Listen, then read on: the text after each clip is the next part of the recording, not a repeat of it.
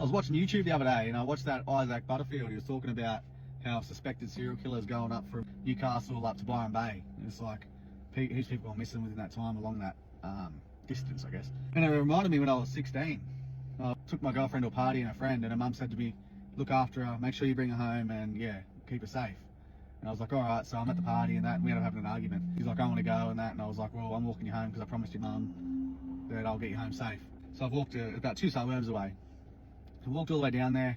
I get a couple of houses away from my house, and her and a friend run in, and I turn around. I've got to walk all the way back to the party where I was staying. And while I'm walking down a street, it's like just one single street, and it's sort of like there's a bit of bush on that side and a couple of houses on this side, and all the street lights, they all just go out. And I'm like, fuck, that's creepy. You know, I'm 16, I'm a little whippet, I'm not the biggest bloke in the world, and I'm walking along, and this little truck comes around the corner, so like coming towards us, drove past me, done a U-turn. I'm like, oh fuck's sake.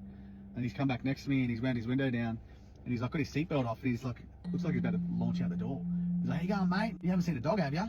And I was like, nah, man, nah.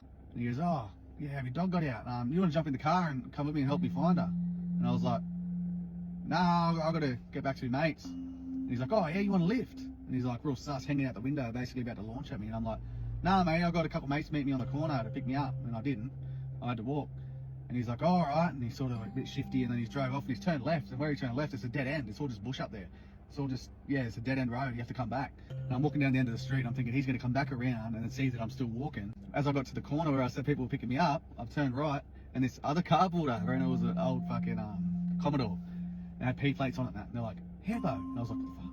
I'm like, yeah. And they're like, can you get Smoko? And I'm like, yeah, take me back to where I was. You know, and this car's here, and it's right where I told that bloke that I was getting picked up.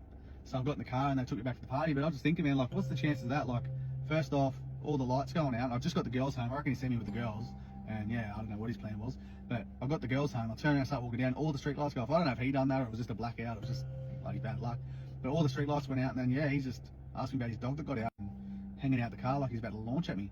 And then I got to the end of the corner where I said that I was getting picked up, which I wasn't. And a car was there. And they wanted me to go take and get Yandy. Yeah, you gotta be careful out there. Doesn't matter if you're bloke or what. Fucking sus cunts out there.